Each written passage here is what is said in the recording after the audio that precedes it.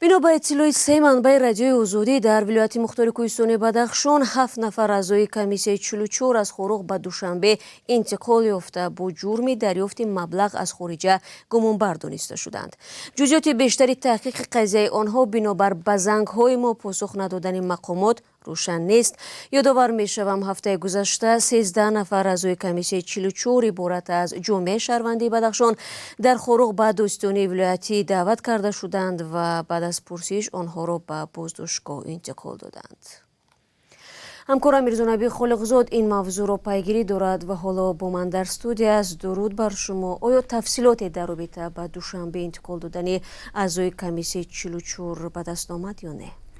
ببینید سه منبع نزدیک به کمیسیه 44 در بدخشان روز 6 ایون یعنی همین روز به رادیوی آزادی گفتند که اعضای دستگیر شده این کمیسیه در هفته گذشته از خاروخ به بازداشتگاه کمیته دولتی امنیت ملی تاجیکستان در مرکز دوشنبه آورده شدند. این منبع فعلا از 5 نفر آنها نام برد، از جمله فراموز ارگاشف حقوق شناس کمیسیه 44، خورسند محمدشایف برادری الفت خانم محمدشایف و منوچهر خالق نظرов، مظفر مبارکشایف و بختاور بختیارov.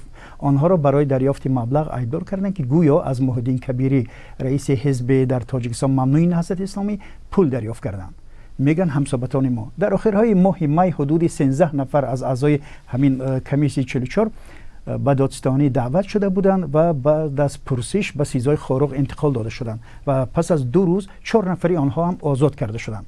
اعضای کمیسیه 44 در صحبت‌های خود میگویند دریافت مبلغ از بیرون تاجیکستان را رد نمی‌کنند، ولی زمان تأسیس یافتن کمیسیه 44 که با مشورت با مقامات تاجیکستان بعد ناآرامی‌های ماه نوامبر سال گذشته در خاروخ تأسیس داده شده بود، برای داشتن دفتر کاری و هم آماده کردن سندها از طرف ساکنان بدخشان که در روسیه مهاجر کاری هستند مبلغ دریافت نمودند و آن هم با روبل روسی. همسابتان ما میگن که این مبلغ برای فعالیت کمیسیه 44 و تحقیق عادلانه ناآرامی‌های ماه نوامبر به طور رسمی صرف کردند و سندهای بانکی آنها را در دستشان دارند، ولی از سازمان و کشورهای خارجی چیزی نرسیده است که مایه نگرانی باشد.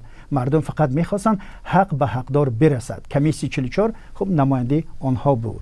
خب به همان طوری که گفته می شود کمیسیه 44 در پی حادثه‌های ماه نوامبر در خاروخ برای کمک به مقامات تفتیشاتی دوستانه کلبوریزگی خود همین مقامات تأسیس داده شد. پس چرا آنها را حالا به این جرم ایبدار میکنند؟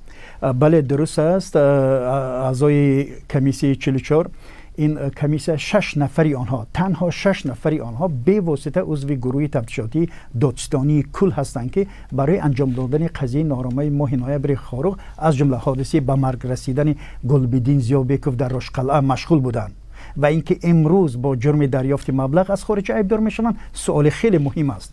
ولی مقامات حکومت تاجیکستان چگونه مبلغ کی و با چه راه دریافت شدن را تا حال حاضر شرح نمیدهند. تنها همین نکته برای ما روشن شد که آنها را ایبدار کردند و پیوندانشان هم حرفی نمیزنند. حالا معلوم نیست که آنها وکیل مدافع دارند یا نه، چون که از بازداشت آنها تقریبا 2 هفته میگذرد. یک منبع از بدخشان گفت که انتظار میرود در روزهای نزدیک صحبت آنها طریق تلویزیون های دولتی پخش شود که آن را به صحبت های تلویزیونی الفت خانم محمدشایف و خلبش شباهت میدن که 2 هفته پیش پخش کرده شده بود. بله، تشکر برای صحبت. خب اعضای کمیسیه 44 در این حادثه مذاکره کننده اساسی با مقامات بودند. با میانروی آنها به اعتراض 4 روزه در خاروخ خاتمه داده شد، اما بعداً از طرز کار مفتشان و شیوه تحقیق حادثه ها آنها ابراز ناراضگی کردند.